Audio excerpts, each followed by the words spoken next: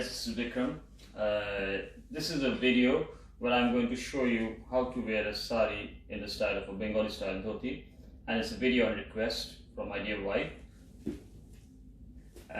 because she was also very surprised to learn this. I actually did this on the day I was getting married, right, on my wedding day, because I had run out of dhotis and I only had one dhoti which I had to wear for the evening, and we had another ceremony in the morning for which I wore one of my grandmother's sarees styled like a dhoti.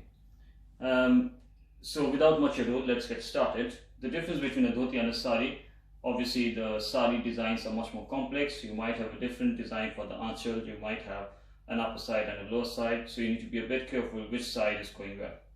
So what I've chosen, the one that I've been given by my wife, this has got a separate design for the aanchal. You can see that's the aanchal and that's the body of the saree, right? It's beautiful.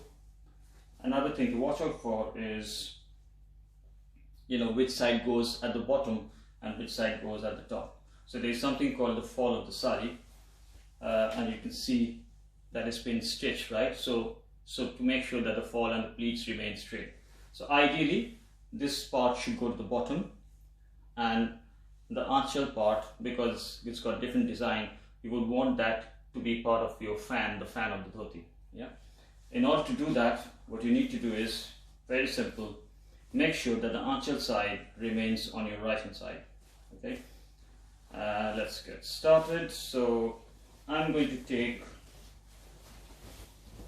you can see the aanchal going on my right hand side, and I'm going to take 2/3 of the saree on my right and keep 1/3 of the saree on my left. Okay, it comes with practice, so don't get put off if you don't manage to measure it accurately. What you basically need to remember is the shorter side should be on your left, the longer side should be on your right. The aanchal should be on your right, the body of the saree should be on your left. Yeah. So now I've got that estimate in. Now is the main trick, right? So you basically tie a very tight knot at your waist, and this is going to be, the major focal point of your dhoti. If you don't get a good knot in, it might come undone any moment. Yeah. So make sure you've got a good knot in, good tight one, not too tight so that you can't breathe, but reasonably tight so it's able to hold your dhoti together. Right. So on my left hand side, I go to the end of the saree, right? So this is the shorter end of the saree, and I do pleats.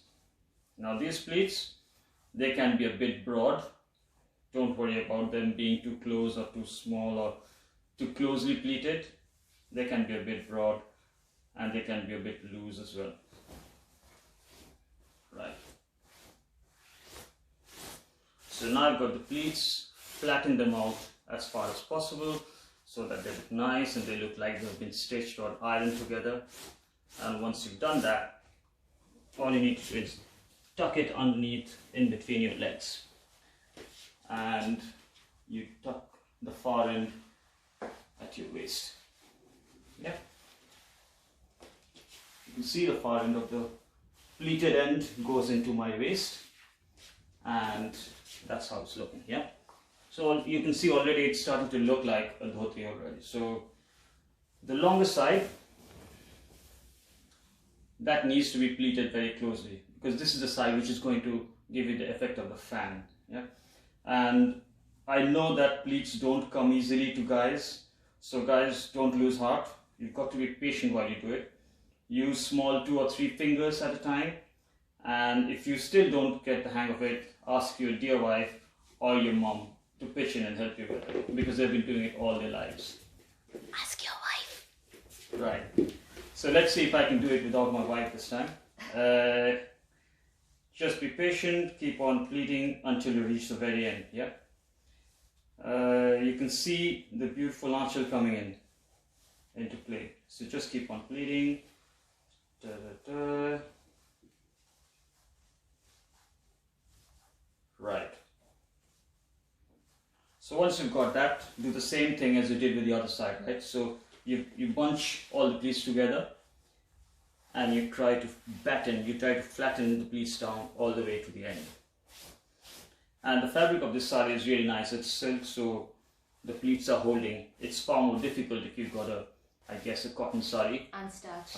Yeah, unstarched cotton saree would be far more difficult. It's easier and simple to do if it's a silk saree. So now I've got this. You take these pleats, the bunch of pleats, and tuck it in to your waist in the front, slightly to the left.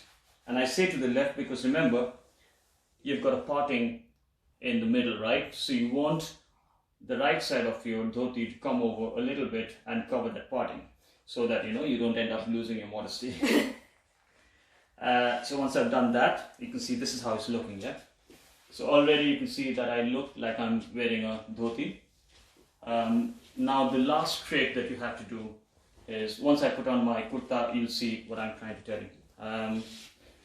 In the Bengali style dhoti, typically we carry the pleated end in our hand like a fan, or tuck it into our pockets, right? So it looks really nice when you do that. So let's see.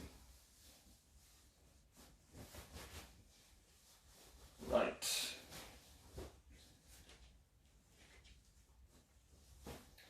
So what you want to do is pick up this end, that beautiful notches, and start doing small pleats, small tight pleats. You don't need to do it all the way, so you can just do 10 to 15 or 20 pleats, so that very small pleats, very tight ones, and then flatten it out and then open it up like a fan. So you can carry this dhoti 2 or 3 ways. One is you can either carry this end in your hand like a fan, which is the epitome of the Bengali dhoti look.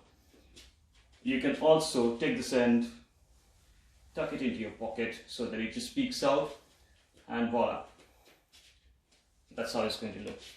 Okay, so there you have it. This is how you can wear your white saree if you don't have a dhoti to fall back on. I hope you enjoyed this.